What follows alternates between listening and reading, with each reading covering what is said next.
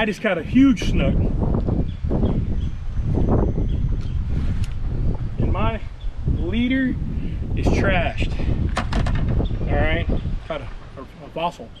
Anyway, I got my South Fork rod here. Okay, y'all know my South Fork rod, I love it. All right, I got my Yo-zuri braid and my Yo-zuri fluorocarbon, which is all I use anymore. It's just a great product.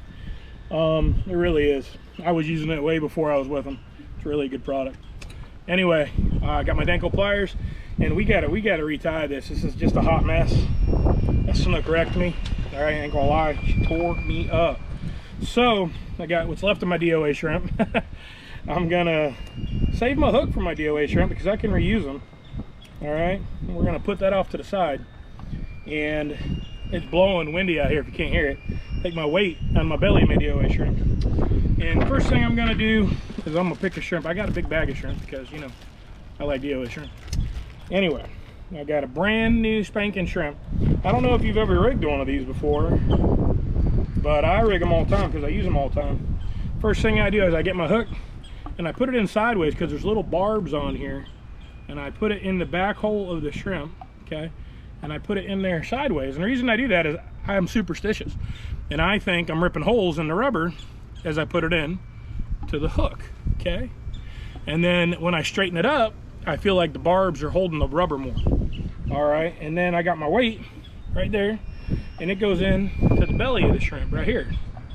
So I'm gonna put it in there. There's a little hole, you just shove it up in, and I like to go as far as I can get it in there. Now, sometimes I'll do the weight first and the hook second. It's up to you, but I kind of push it in there with my fingernail all the way up. And that is how quick I rig a DOA shrimp. Okay, we're gonna set this aside. I need my fluorocarbon, okay? I use a lot of fluorocarbon. Yeah, that's a giant roll of fluorocarbon. You can buy it like that if you want. Anyway, I use a lot of 40-pound fluoro. I love this HD Pink by Yo-zuri, the Yo-zuri fluorocarbon. It is my favorite. 40-pound is my choice because, as you see, we catch big fish, all right? Big fish need big leader. And Yo-zuri makes an amazing leader. And what I do is I tie a double uni knot.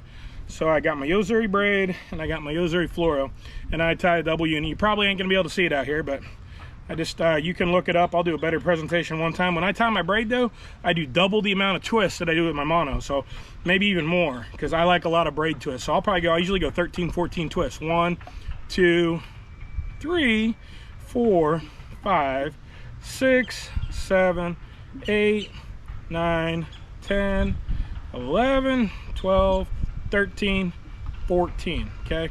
And then I wet it. And I grab it with my teeth. And I'll cinch it down. I kind of use my fingers to keep the loop straight.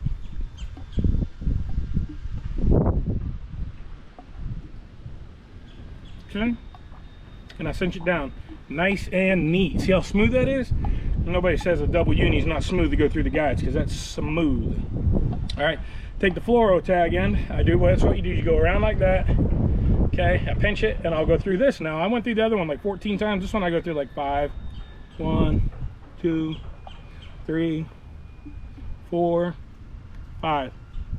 Again, cinch it down, a little wet.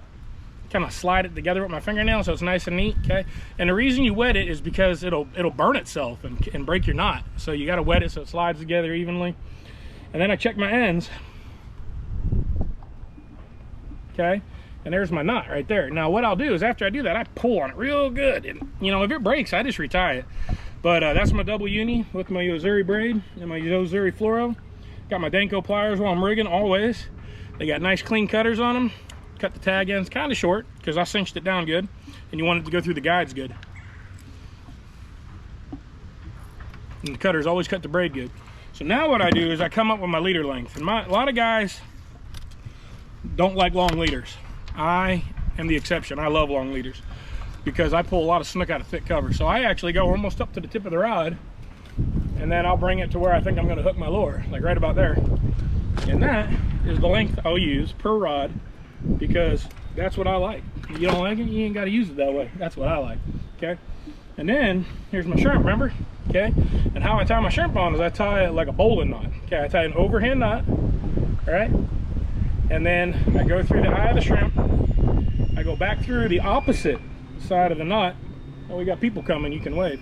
All right, and then I go around the back of the line and back through the knot. Yeah, it was complicated, I know. But you can adjust the size you need.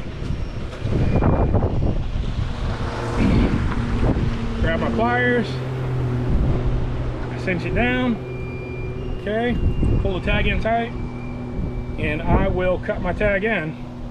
There we go, cut my tag in. All right, we're rigged. We're ready for another big snook. Let's go catch one.